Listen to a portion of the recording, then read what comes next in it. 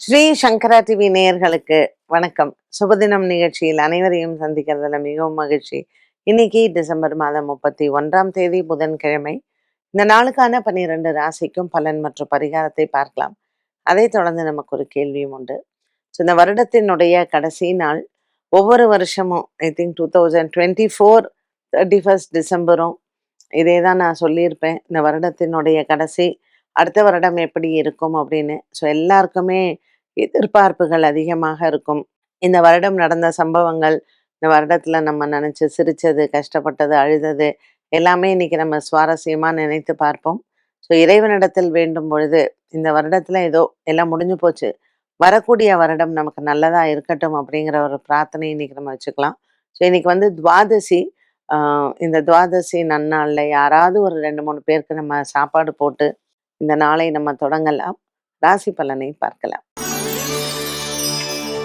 மேஷ ராசி நேர்களுக்கு இன்னைக்கு, அதாவது சந்திரன் வந்து கிருத்திகையில இருக்கார். ரிஷப ராசியில கிருத்திகையில இருக்கார். ஸோ இன்னைக்கு கிருத்திகை விரதம் இருக்கிறது ரொம்ப நல்லது. மேஷராசி நேர்கள், கிருத்திகா நட்சத்திரக்காரர்கள் இந்த கிருத்திகை விரதத்தை நீங்க மேற்கொள்ளலாம்.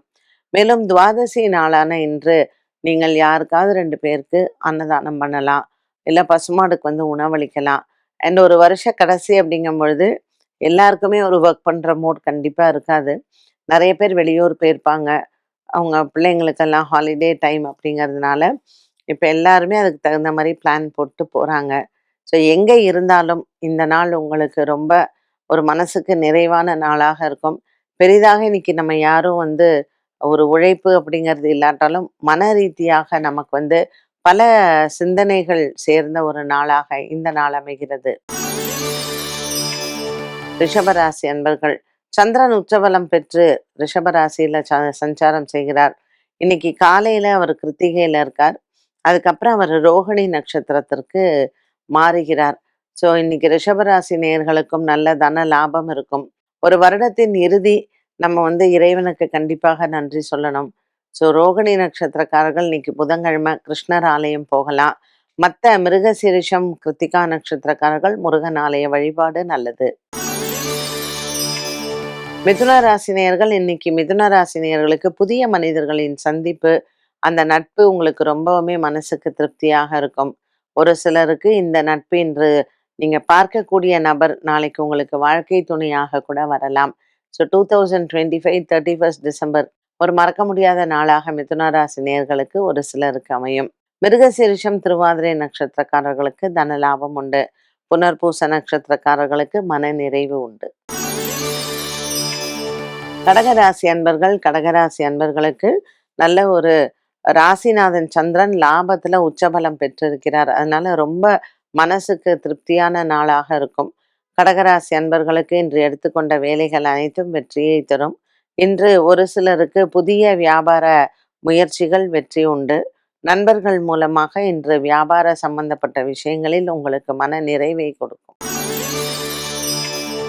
சிம்மராசினியர்கள், சிம்மராசினியர்களுக்கு இன்று பல நாட்களாக இருந்து வந்த ஒரு சில விஷயங்கள் உங்களுக்கு கை கொடுக்கும்.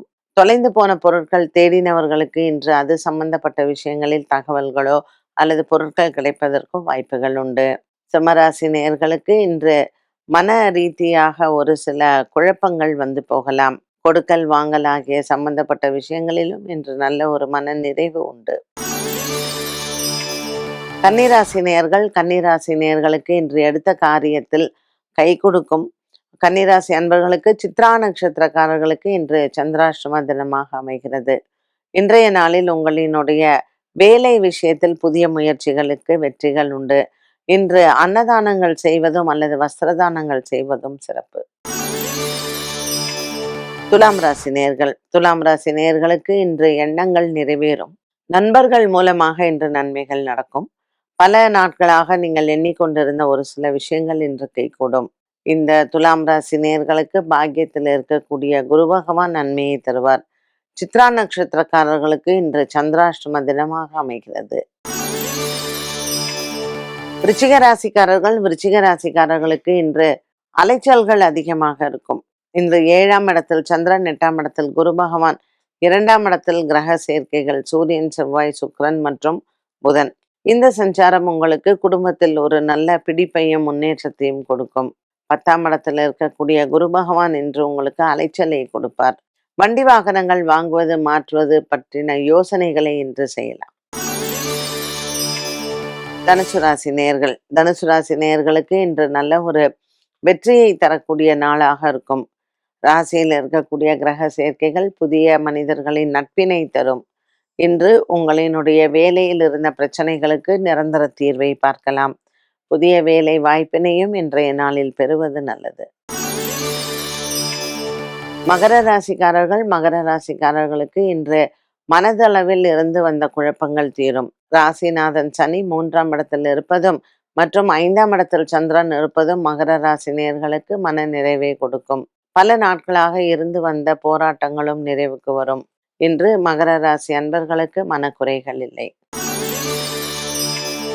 கும்பராசி நேயர்களுக்கு இன்று சமீபத்தில் நீங்கள் சந்தித்த நண்பர்கள் மூலமாக வியாபார சம்பந்தப்பட்ட விஷயங்களில் உங்களுக்கு நல்ல மாற்றங்கள் வரும்.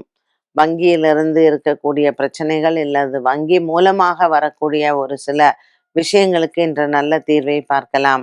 கும்பராசி அன்பர்களுக்கு இன்று 7ஆம் இடத்தில் இருக்கக்கூடிய கேது பகவான் உங்களுக்கு கணவன் மனைவி ஒற்றுமையை சிறப்பாக அமைத்து கொடுப்பார்.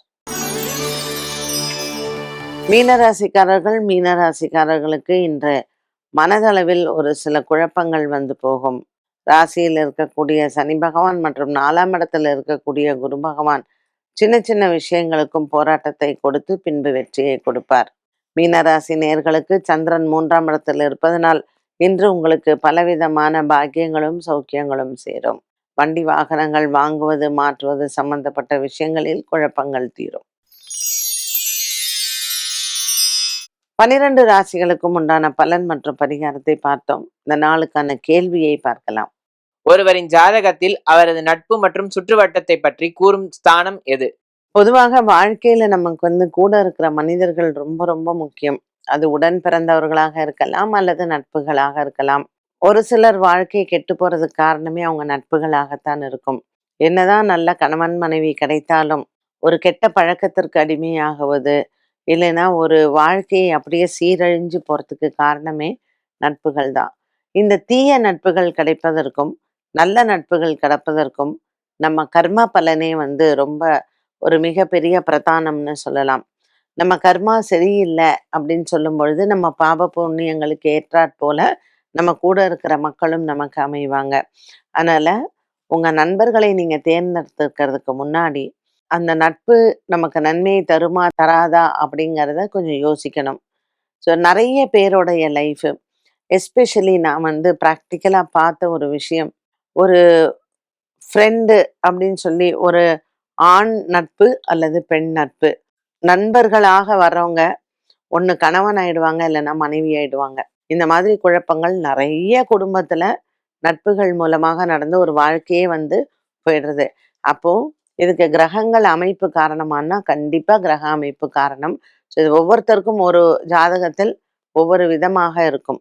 ஸோ யார் நம்ம வீட்டுக்குள்ள வராங்க அப்படிங்கிறதுக்கும் நம்ம வாழ்க்கையில ஒரு நண்பர்களா வர்றதுக்கும் ஒரு சிலர் நல்லவர்களாக இருக்கும் பொழுது அந்த குடும்பமே அப்படியே உயர்வுல போயிடும்.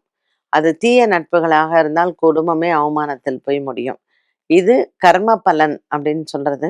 ஒவ்வொருத்தருக்கு கர்மாக்கு ஏற்றாற் போல நண்பர்கள் அமைவார்கள். இது கிரக அமைப்பு அப்படிங்கிறது, கிரக சேர்க்கை அப்படிங்கிறத எப்பவுமே சூரியன் சனி செவ்வாய் அசுப கிரகங்கள் 4ஆம் இடத்துலயோ 6ஆம் இடத்துல இருக்கிறதோ நமக்கு அவ்வளவா நன்மையை செய்யாது. என்ன நேயர்களே, இன்றைய சுபதினம் நிகழ்ச்சி அனைவருக்குமே பயனுள்ளதாக அமைந்திருக்கும். மீண்டும் சந்திக்கும் வரை நன்றி, வணக்கம்.